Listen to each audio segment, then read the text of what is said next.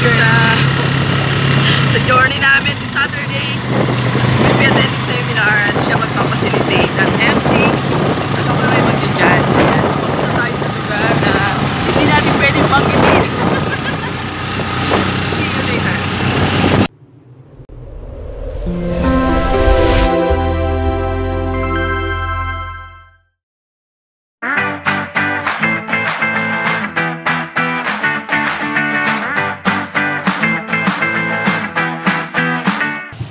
Nandito na tayo sa area.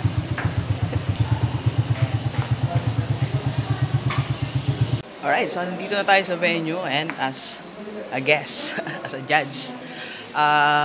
Blessing to ni Lord kasi I really wanted to attend this seminar. It's an international seminar. We have international. They have international speakers. Problem, I cannot be accommodated for some reasons. So, kahapon I was surprised. I received a call and I'm one of the judges sa mga research na i-represent ngayon. So, it's a blessing, di ba? This time, hindi na ako nagpunta as a listener, but as a judge. Alright? So, thank you kay Lord. Nandito na tayo. We are about to start. Ang maganda po nito bukod sa being judge ay I can really can listen to different international speakers po.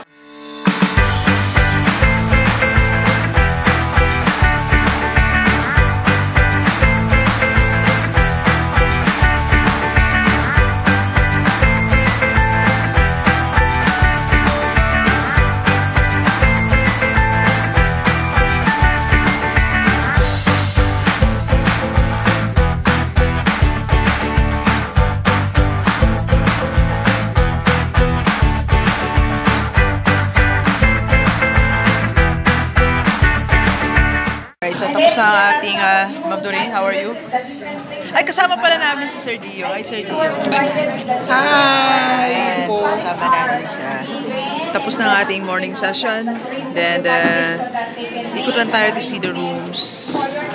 Kasi, there are 5 groups. Hinati kanilang participants sa 5 groups. So, let's see. Mag-visit muna tayo dito sa venue.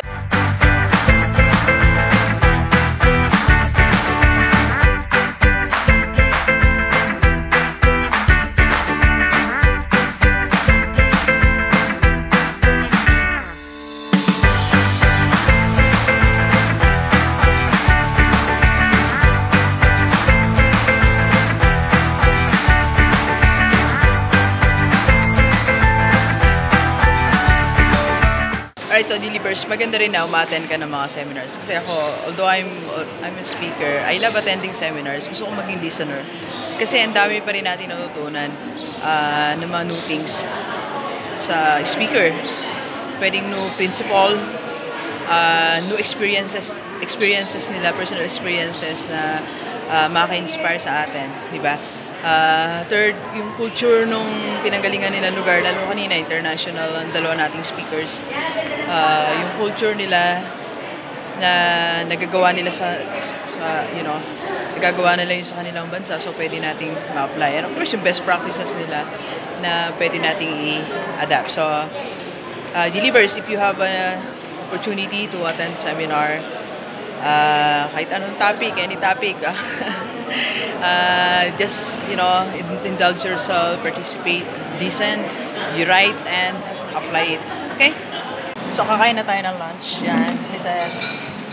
Kain po. So, okay lang ba malalabas ka sa YouTube channel? Ay, gusto ko yan po. Sir Gigi is our kain po.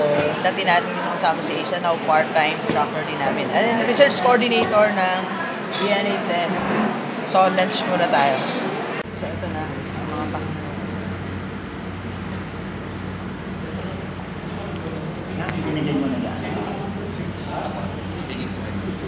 Dito tayo sa area ng research and fisheries.